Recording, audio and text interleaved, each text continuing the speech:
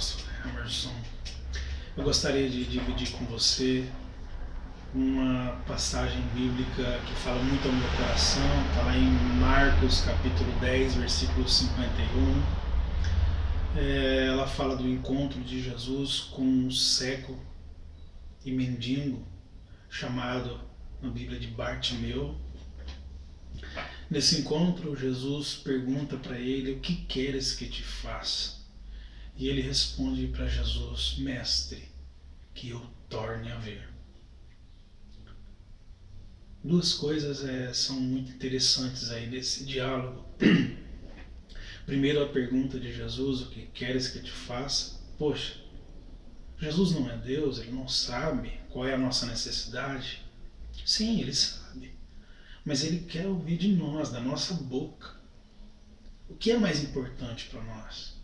Porque o cego poderia desejar muitas outras coisas. Ele poderia pedir, fazer algum pedido mais inusitado, mais exótico, sei lá. Mas ele pede: mestre, que eu torne a ver. Nesse pedido, eu vejo um pedido de retomada, de renovação da vida. Se ele pede para tornar a ver, é porque um dia ele viu e agora não via mais.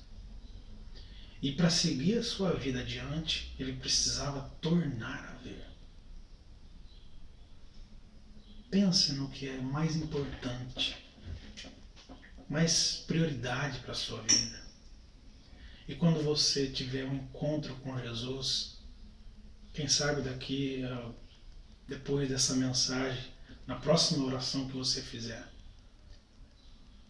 que você possa pedir a Ele o que realmente é mais necessário à sua vida.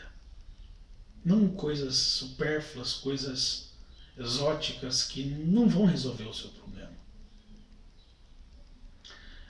O mais interessante nisso tudo é o desfecho. Jesus, lá ao final, diz a ele: vai, a tua fé te salvou.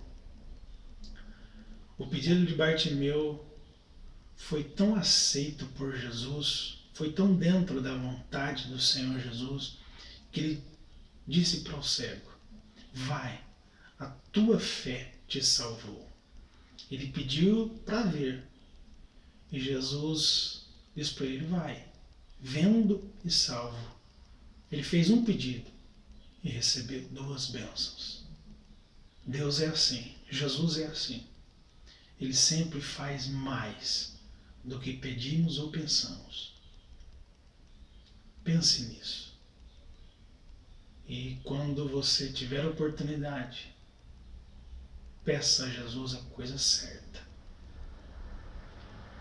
Muito obrigado, que Deus te abençoe. Em nome de Jesus.